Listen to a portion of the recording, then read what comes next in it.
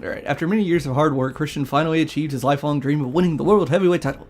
Only fitting that he was able to win it with his best friend and former tag team partner, Edge, at ringside.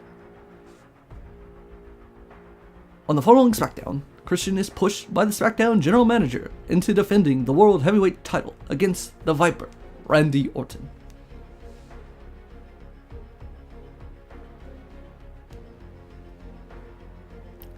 Christian accepts the challenge from Randy Orton, and a main event set for the World Heavyweight title that same night. If you recall, that promo was actually Christian coming out and celebrating, followed by, who does he get interrupted first by? Mark Henry, I believe? And then the Great Khali, and then Randy Orton, and then Teddy Long, and then the fan vote is done. Orton obviously wins, being the only babyface up there and being super over as fuck. And the match is bet for that night, May 3rd, Tuesday night, Orlando, Florida SmackDown taping. Since he was voted by the fans to compete in this match, Randy Orton's never been more focused on regaining the World Heavyweight Championship.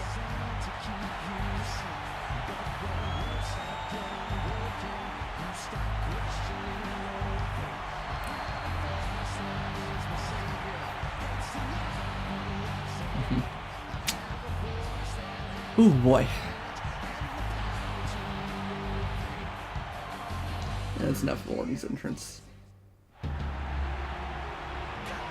Mainly because I think his entrance is the same as it's always been. There's no in-game update to it. Christian's coming off one of the greatest moments of his life, winning the World Heavyweight title, now his first title defense. Yeah, well, Cole, when Christian won the World Heavyweight Championship, it was what dreams are made of. His first title defense is just 5 days from winning the crown. We're going to see if Christian's ready. So another thing to point out in terms of accuracy is, if you remember these matches, the attires, or I think in the entire showcase, are dead on to what was actually worn. It's not reverting to in-game defaults or anything like that. The attires Del Rio and Christian wore at Extreme Rules were accurate. Tonight it's accurate. Even the entrance attire for this is accurate. Christian actually didn't wear a shirt for this match. How do I remember?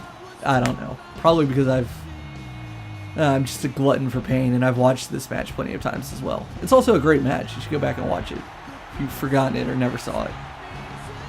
They do pretty good. They do a pretty good job of doing it justice. All right, let's move on.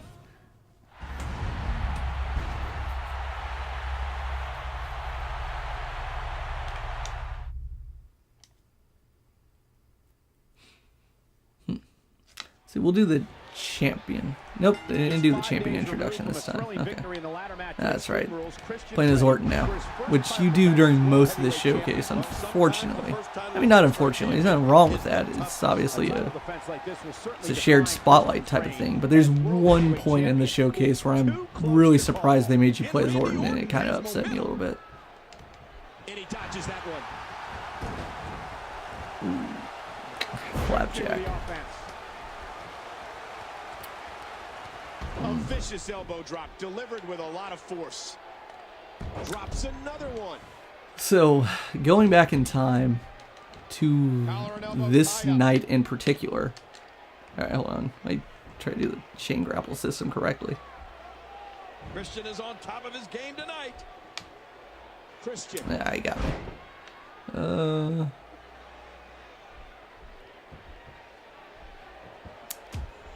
Yeah, I'm still not good at the chain grapple. For some, this match is surrounded in controversy because of the brief amount of time. So going back to this night in 2011, back then, I would always, even though I was well aware that SmackDown was being taped, and I was aware of that for a long time, I generally would always avoid spoilers. I mean, for one, I didn't want to spoil myself, and two, I didn't care that much to where I would even want to know as early as possible. I wasn't seeking out a whole lot of wrestling news back then. I'm really not now. Not as much as I was maybe like a couple years ago. But on the road to WrestleMania, I'd gotten way more into WWE than I had been for, I don't know, at least 2 to 3 years. Probably longer than that. Maybe several years.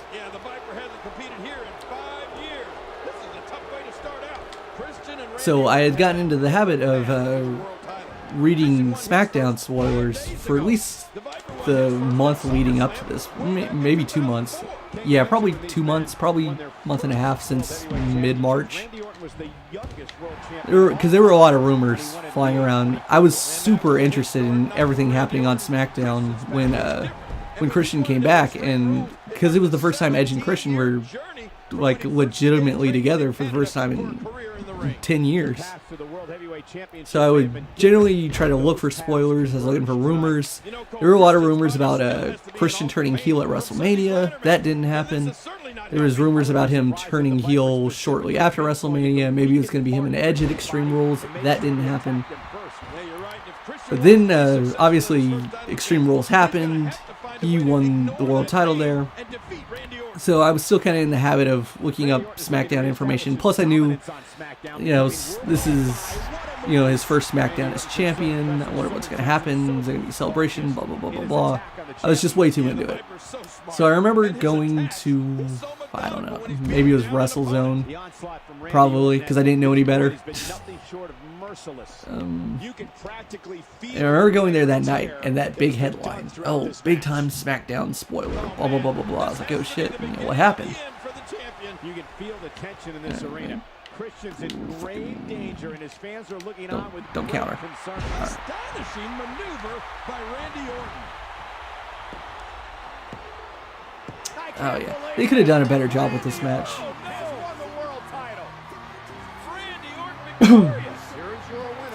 Yeah, I didn't like how they scripted it at the end. They should have gone with throwing Christian in the corner, and they should have done a scripted sequence where Orton counters the sunset flip for the RKO. That's how he won this match. Although, again, these post-match movements and the choreography of it's pretty damn accurate. It's really good. Although Christian's placement is a little off because, again, he came out of that corner that Orton's in right now for the sunset flip. Anyway, I remember reading that headline, and yeah, I was definitely shocked. And I'm understating it right now, but yeah, of course I was pissed off. A lot of people were pissed off. And I remember that was the night, or maybe it was the following day, where I really started looking for a lot of wrestling fans on Twitter, and I realized just how pissed off everyone was. I knew people were like pissed off on forums and shit, but those were like die-hard wrestling fans. This is at a time when, and really it's amazing because it's changed a lot in the last 4 years even. The divide between, well, there used to be this really big dividing line between, the so-called internet wrestling community, the IWC fans, the hardcore fans, and then, kind of the casual fans that also happen to be on the internet. But since then, since 2011, that line is very thin, if even existent at all. It's very blurry. Now, really, anyone that's on social media, be it Facebook or Twitter or whatever, they're all kind of quote-unquote IWC fans, or at least what, the IWC was, believed to be prior to, say, 2012. Especially during the aughts and all the 2000 years. So, I really, I wonder if this match, like this feud, was one of the ones that kind of blurred that line a little bit.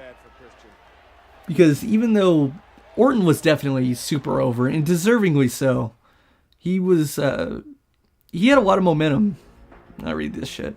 Christian comes out the following week on SmackDown and congratulates Randy Orton. Christian tells him that he looks forward to getting his rematch against Randy Orton at Over the Limit.